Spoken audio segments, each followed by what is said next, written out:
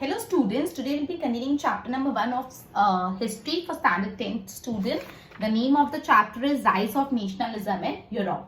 In our earlier session, we have studied about the rise of nationalism in Europe, introductory part, and now we are on the first unit of it, first section of it, French Revolution and the idea of, just a minute, we have also completed French Revolution and idea of nationalism, and today we are on point number 2, that is meaning of nationalism in Europe. Europe में nationalism कैसे develop हुआ वो बात यहाँ पे समझाई गई, ठीक है? Okay, I'll be reading and explaining you. ध्यान देना बहुत wordy है तो please थोड़ा attentive रहना, clear? What we know today as Germany, Italy and Switzerland were divided into kingdom, duchies and cantons whose ruler had their autonomous territory. बोला आज जो हम स्विट्जरलैंड को जानते हैं, आज जो हम जर्मनी को जानते हैं, आज हम जो इटली को जानते हैं, वो पहले ऐसे नहीं थे. They were divided into kingdom. ये जो जर्मनी, स्विट्जरलैंड है, इटली है, वो छोटे छोटे किंगडम्स में डिवाइड किए. डचीज मतलब जो डच पीपल होते हैं वो, कैंटॉन्स मतलब एक अलग सा सेक्शन एरिया, और उन डचीज, कैंटॉन्स और किंगडम्स को अलग अलग रूलर अपने ऑटोनॉमस टेरिटरी, मतलब ये टेरिटरी इस रूलर की, ये टेरिटरी उस, मतलब राजा महाराजा का रूल चलता था. किंग्स अपने किंगडम को कैसे रूल करते वैसा चलता था. आज जो अपन जर्मनी, स्विट्जरलैंड और इटली को जानते हैं वो आज जैसे हैं वैसे कई साल पहले नहीं थे. वहां पे कैसा चलता था, वहां पे वो अलग अलग कैंटॉन्स, अलग अलग किंगडम्स में डिवाइडेड होते थे, और हर किंगडम, कैंटॉन्स का अलग रूलर होता था. उनकी एक ऑटोनॉमस टेरिटरी होती थी, ये टेरिटरी स्पेसिफाइड इस रूलर की, ये टेरिटरी उस रूलर की. क्लियर, समझ आ? Eastern and Central Europe were under autocratic monarchies with the territory of which lived diverse people. मतलब बेसिकली यूरोप में जो सेंट्रल यूरोप था और जो ईस्टर्न यूरोप था वो ऑटोक्रेटिक मोनार्चीज थी वहां पे. मतलब मोनार्चीज आपको पता है राजा महाराजा का रूल एकदम ऑटोक्रेटिक, मतलब उन्होंने जो बोला वो फाइनल, प्रजा का कोई इन्वॉल्वमेंट ही नहीं है, मतलब citizens are not at all involve. राजा का रूल चलता था, ऑटोक्रेटिक रूल चलता था, ठीक है. और वहां पे अलग अलग पीपल रहते थे with in territory of which diverse people. उस एरिया में अलग अलग लोग, अलग अलग टाइप के, अलग अलग कम्युनिटी के लोग रहते थे, and they did not see themselves as sharing his collective identity और कॉमन कल्चर. और वहां पे जो लोग रहते थे उनको ऐसा नहीं लगता था हम सबकी कलेक्टिव आइडेंटिटी, हम सबका एक कॉमन कल्चर है. कलेक्टिवली नहीं रहते थे, एज अ वन यूनिट नहीं रहते थे. मतलब बेसिकली ये लोग ऑटोक्रेटिक मोनार्चीज में थे. एक राजा था, उनके रूलर, वो एक एरिया को रूल करते थे, और उस एरिया में अलग अलग टाइप के लोग रहते थे, और वो एकजुट होकर ऐसे united as a single community, as a single power नहीं रहते थे. उनकी कोई एक आइडेंटिटी, कोई ऊंचा, कोई नीचा, कोई कैसा, मतलब कोई कॉमन आइडेंटिटी उनकी नहीं थी. Okay. Often they even spot different languages and belong to different ethnic group.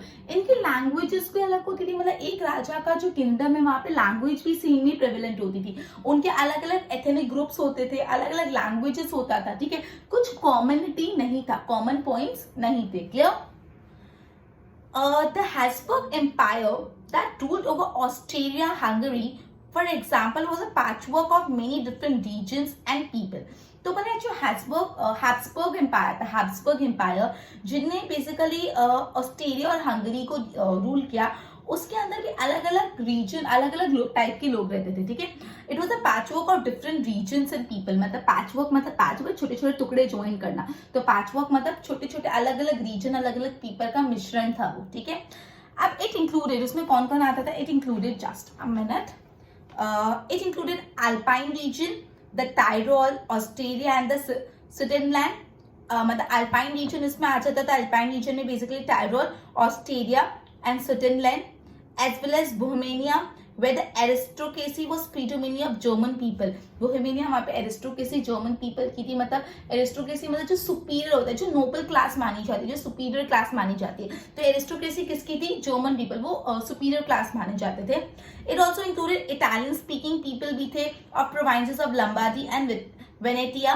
मतलब इटालियन पीपल स्पीकिंग भी थे. इन हंगरी, हंगरी में half of the population spoke Magyar and while other half spoke a variety of dialects. मतलब Hungary में आधे से ज्यादा population मग्यार speak करते थे, और बाकी के जो थे वो अलग अलग डायलेक्ट स्पीक करते थे, ठीक है. इन गैलिशिया द एरिस्टोक्रेसी स्पोक पॉलिश. गैलिशिया में जो एरिस्टोक्रेसी, जो नोबल क्लास पीपल होते थे, वो क्या बोलते थे? Polish. Beside these three dominant group, ये तीन जो dominant group पड़े उनके अलावा there also lived within the boundary of empire a mass of subject peasant people. मतलब इन तीन मेजर ग्रुप्स के अलावा उस एम्पायर की बाउंड्री पे अलग अलग पीजेंट्स ग्रुप रहते थे, जैसे Bohemia, Slovaks to the north, Slovenes to Carniola, Croats to the south, Roumans to the east in Transylvania. Such difference did not easily promote a sense of political unity. इतना difference, इतने अलग अलग type के लोग, इतने अलग अलग dialect, इतने अलग अलग रीजन, इतने अलग अलग बिलीफ के कारण एक कॉमन पॉलिटिकल यूनिटी नहीं बनाई गई. ठीक है. The only tie binding these diverse group, ये अलग अलग ग्रुप को बांधती भी सिर्फ एक डोरी थी, एक डोर थी. That was common allegiance to the emperor. मतलब ये लोग एक एम्परर को फॉलो करते थे, उनके एक एम्परर थे, बाकी और कुछ इनमें कॉमन नहीं था. क्लियर. तो अपन ने पढ़ा आज हम जर्मनी, इटली, स्विट्जरलैंड को देख रहे हैं. वो पहले अलग अलग किंगडम्स में डिवाइडेड थे, उनके अलग अलग रूलर्स थे, वहाँ पे ऑटोक्रेटिक मोनार्चीज अलग अलग रीजन में चलता था. और ये यहाँ पे बेसिकली ऑटोक्रेटिक मोनार्ची चलती थी और अलग अलग पीपल, अलग अलग डिफरेंट पीपल, अलग अलग रीजन्स के पीपल रहते थे एक साथ. ठीक है. और कौन कौन से पीपल रहते थे अपन ने पढ़े. इन लोगों में कुछ भी कॉमन सेंस ऑफ कल्चर या कॉमन कुछ नहीं, कॉमन आइडेंटिटी लेकिन इन लोग की नहीं थी. सब अपने अपने अलग अलग बिलीफ फॉलो करते थे, अलग अलग पीपल थे. ठीक है. और एक कॉमनिटी नहीं होने के कारण पॉलिटिकल यूनिटी नहीं हो पा रही थी. और इन सबको बांधता हुआ सिर्फ एक ही नॉट था, एक ही टाई था, that is the against to the emperor. मतलब वो लोग सब एक एम्परर को कमिटेड थे. Clear. Then is the aristocracy and the new middle class. Socially and politically, a landed aristocracy was the dominant class on the continent. Member of this, मतलब socially भी और politically भी, a landed aristocracy was the dominant class on the continent. मतलब वहाँ पे continent में dominant class मानी जाती थी, जिसकी aristocracy थी, मतलब जो higher position पे superior माना जाता था. The members of this class, ये जो superior class के members थे, वो united by the common way of life that cut across regional division. मतलब ये जो हायर क्लास मानी जाती थी, ये जो मेंबर ऑफ दिस क्लास, ये लोग एक जैसे रहते थे. They were united and cut across the regional, बीच में जो डिवीजन था उसको हटा के वो हमेशा साथ में रहते थे. They own estate in the countryside and also town house. Countryside में उनके एस्टेट भी थे, उनके टाउन में हाउसेस भी थे. They spoke French for the purpose of diplomacy and in high society. वो कौन सी लैंग्वेज बोलते थे? फ्रेंच बोलते थे. ठीक है. Their families were often connected by ties of marriages. उनमें अंदर मैरिजेस होते थे और वो लोग की फैमिलीज एक दूसरे से by tie of marriages connected होते थे. Powerful aristocracy was however numerically small in number. मतलब ये बहुत पावरफुल तो था बट इनके नंबर कम थे, बहुत ज्यादा लोग नहीं थे इसमें. मतलब पावरफुल तो थे बट इसके जो नंबर्स थे वो बहुत कम थे. तो नंबर क्या था? बहुत लेस था. ठीक है. The majority of population was made up of peasantry. वहाँ पे majority of farmer peasants थे. ठीक है. To the west, the bulk of the land was farmed by tenants and small owner. West side में जो लैंड थी उसको कौन फार्मिंग करता था? जो टेनेंट्स होते थे और या तो छोटे स्मॉल ओनर्स, या तो रेंट पे लैंड ली होती थी और वो उनके टेनेंट्स होते थे, या तो छोटी कम लैंड होल्डिंग उनकी होती थी, तो स्मॉल ओनर्स होते थे. While in the eastern and central Europe, the pattern of land holding was characterized by vast estate. जो ईस्टर्न और सेंट्रल यूरोप में था वहां पे लैंड होल्डिंग मतलब बड़े बड़े उनके फार्म्स होते थे, वास्ट एस्टेट्स होता था. ठीक है. In western and parts of the central Europe, the growth of industrial production and trade meant the growth of town and the emergence of commercial class whose existence was based on production for the market. तो बोले western Europe में और कुछ part of the central Europe में industries बनना चालू हुई, industrial production होना चालू हुआ. And trade meant the growth of towns and emergence. जैसे इंडस्ट्री ग्रो हुई, ट्रेड ग्रो हुआ, तो वहां पे अलग अलग टाउन्स और सब ग्रोथ हुआ. Commercial class, business class existence में आने लग गया. Okay. Industrialization began in England in the second half of the 18th century. England में इंडस्ट्रियलाइजेशन कब हुआ? 18th century के सेकेंड हाफ में. लेकिन France and the part of the Germany वो कब हुआ? During 19th century. ठीक है. इंग्लैंड में इंडस्ट्रियलाइजेशन आ गया था इन द 18th century के सेकेंड हाफ में, लेकिन फ्रांस में और जर्मन स्टेट में वो कब आया? 19th century में आया. ठीक है. इन दिस वेक, मतलब ये इंडस्ट्रियलाइजेशन के दौरान a new social group came into being. एक ये इंडस्ट्रियलाइजेशन के दौरान एक न्यू ग्रुप आ गया. ठीक है. New social group. These group were smaller in number till late 19th century. ये जो ग्रुप था कम थे. They were not many till late 19th century.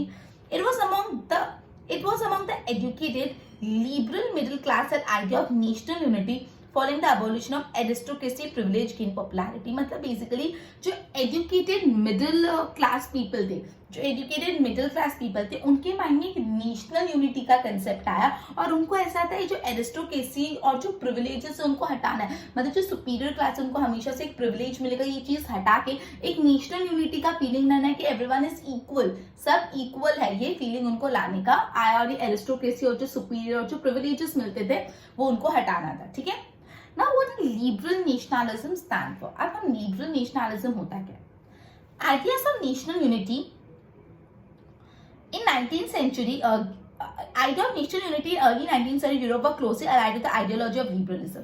अब liberalism word एक Latin word से है liber. Liberalism ये जो word है वो एक Latin word से है liber, जिसका मतलब होता है free. Liberalism मतलब freedom, free. Liberalism एक Latin word से है liber, जिसका मतलब होता है free. Clear?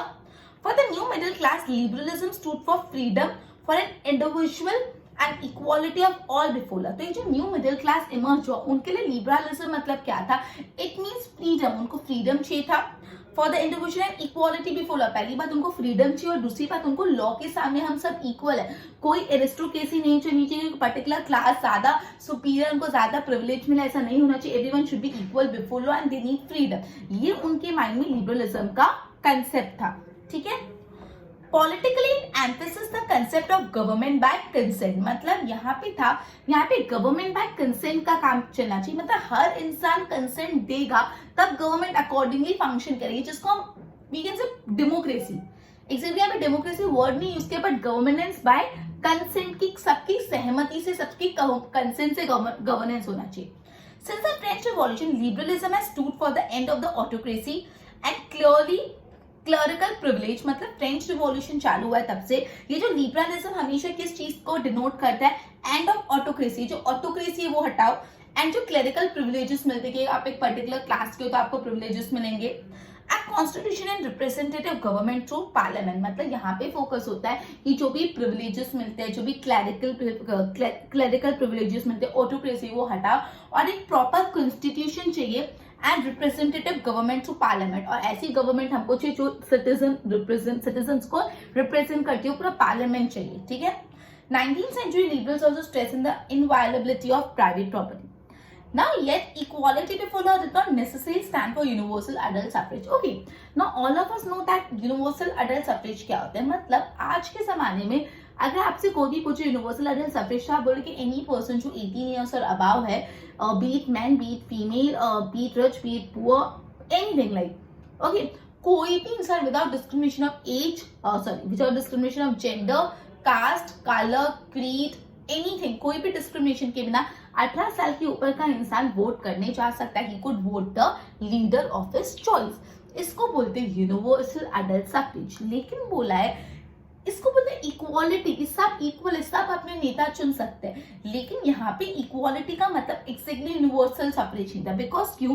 Because you will recall the French revolutionary France which mark the first political experiment in liberal democracy. मतलब जो फर्स्ट टाइम एक डेमोक्रेसी का कंसेप्ट, लिबरल डेमोक्रेसी का कंसेप्ट जो था वो फ्रेंच रिवॉल्यूशन के टाइम आया था। यहाँ पे जो राइट टू वोट आपको याद है होगा, right to vote right to vote and get elected was clearly extinguished to property owning men। मतलब यहाँ पे वोट करने का राइट किसको था? जो सिर्फ मेन को, पहली बात तो वुमेन्स को था नहीं, और वो भी वैसे मैन जिनके पास प्रॉपर्टी हो। मतलब जिस मैन के पास प्रॉपर्टी नहीं हो और सारी वुमेन्स वो वोट नहीं कर सकती।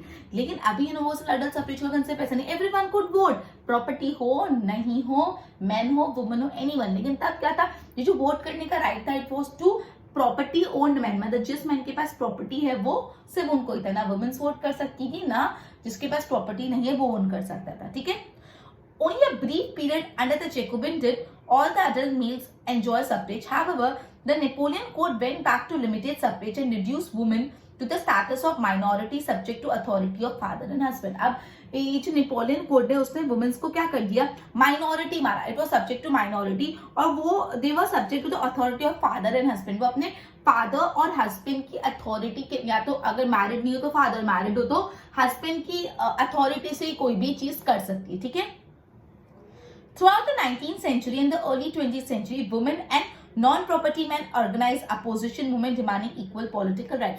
तो ये पूरी 19th सेंचुरी में और अर्ली 20th सेंचुरी में जो वुमेन्स थी और नॉन प्रॉपर्टेड मैन थे जिनके पास प्रॉपर्टीज नहीं थी, उन लोग ने अपोजिशन मूवमेंट ऑर्गेनाइज किए कि हमको भी इक्वल पॉलिटिकल राइट चाहिए। क्लियर हुआ? In the economic sphere liberalism stood for freedom of market.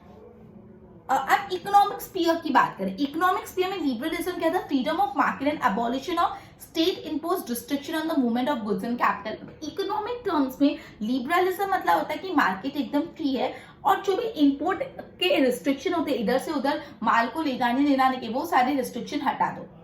During the 19th century this was strong demand of the emerging middle class.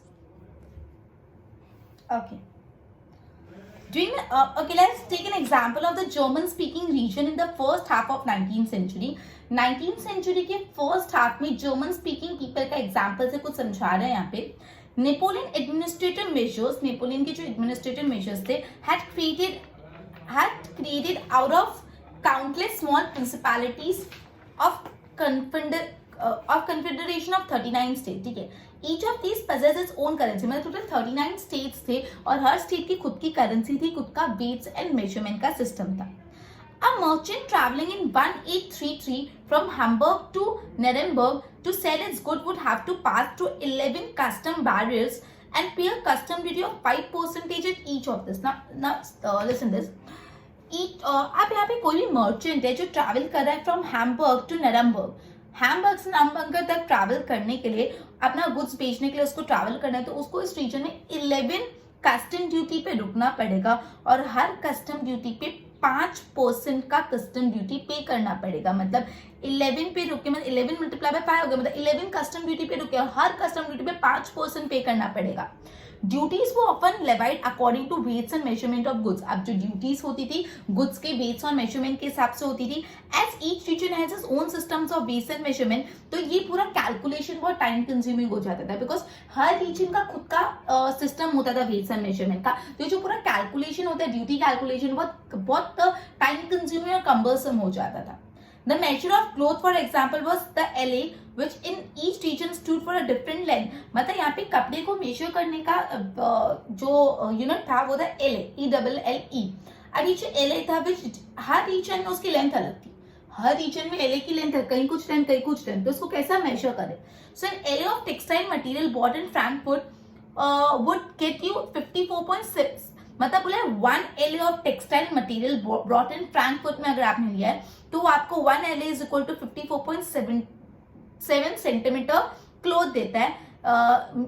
Minus में 51.1 centimetre और नरमबर्ग में 65.6 centimetre और फ्रेमबर्ग में 53.5 सेंटीमीटर। मतलब एक LA of cloth का जो सेंटीमीटर है हर रीजन में अलग अलग, मतलब बोला है कि आपको फ्रैंकफर्ट में उसका है 54.7 सेंटीमीटर, मतलब 1 LA is equal to 54.7 centimetre cloth in Frankfurt, Mainz में 55.1 सेंटीमीटर, अलग अलग जगह अलग अलग था, तो बहुत ज्यादा कैलकुलेटिव पार्ट डिफिकल्ट हो जाता था।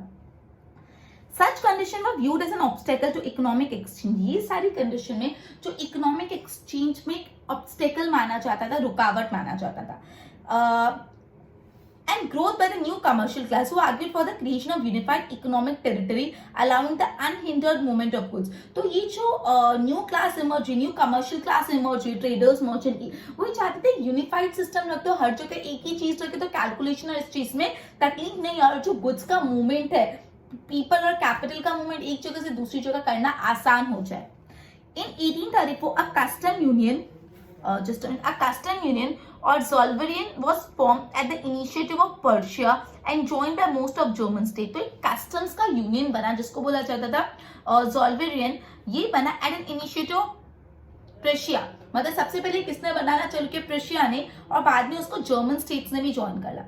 Union abolish tariff barriers and reduce the number of currencies over 30 to 2।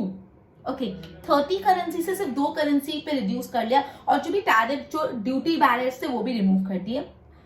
The creation of network of railway further stimulated mobility, railway से और ज्यादा गुड्स इधर उधर मोबाइल हो गए, मूव होना चालू हो गया.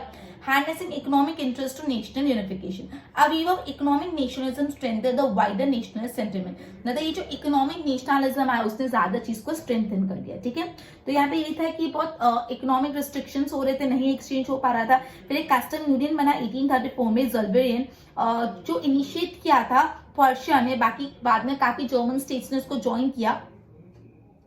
ओके, तो ये यूनियन क्या करता था, अबॉलिश द टैरिफ बैरियर्स, जो टैरिफ के बैरियर्स होते उसको अबॉलिश करता था. And reduce the number of currency, 30 से 2 तक की करेंसी रिड्यूस करी. ठीक है, रेलवे से और ज्यादा मूवमेंट पॉसिबल हो गया. क्लियर? तो ये अपन ने आज पढ़ा making of nationalism in Europe. थोड़ा इंट्रोडक्टरी पार्ट पढ़ा अपन ने, जिसमें अपन ने ये पढ़ा कि जो अभी के जर्मनी थे, स्विट्जरलैंड पहले कैसे थे, क्या था, अलग अलग रीजन्स थे, यूनिटी नहीं थी, वो बात समझी. फिर एरिस्टोक्रेसी और जो new middle class aristocracy emerge हो, वो पता चला कि उनको प्रिविलेजेस मिलते थे, स्पेशल राइट्स मिलते थे. फिर इंडस्ट्रियल रिवॉल्यूशन तक न्यू मिडिल क्लास चालू हो, वो सब पढ़ा. उन वो लोग लिबरल नेशनलिज्म का कंसेप्ट रखते थे. लिबरल नेशनलिज्म मतलब सबको इक्वल राइट्स मिले बिफोर लॉ, फ्रीडम हो. फिर अपन ने पढ़ा इकोनॉमिक नेशनलिज्म कैसे डेवलप हुआ, ये सारी चीजें अपन ने पढ़ी. ओके, तो ये पेज नंबर अपन ने जस्ट अ मिनट 8, 9 एंड 10 आधा अब बिफोर 2.3 तक रहा. इसको अच्छे से टेक्स्ट बुक से रेफर करना. ओके, 1 मार्क के लिए भी इंपॉर्टेंट है, अगेन लॉन्ग आंसर्स के लिए भी, तो बहुत ध्यान से पढ़ना. ओके, नेक्स्ट लेक्चर में अपन स्टार्ट करेंगे a new conservatism after 1850. Till then good bye.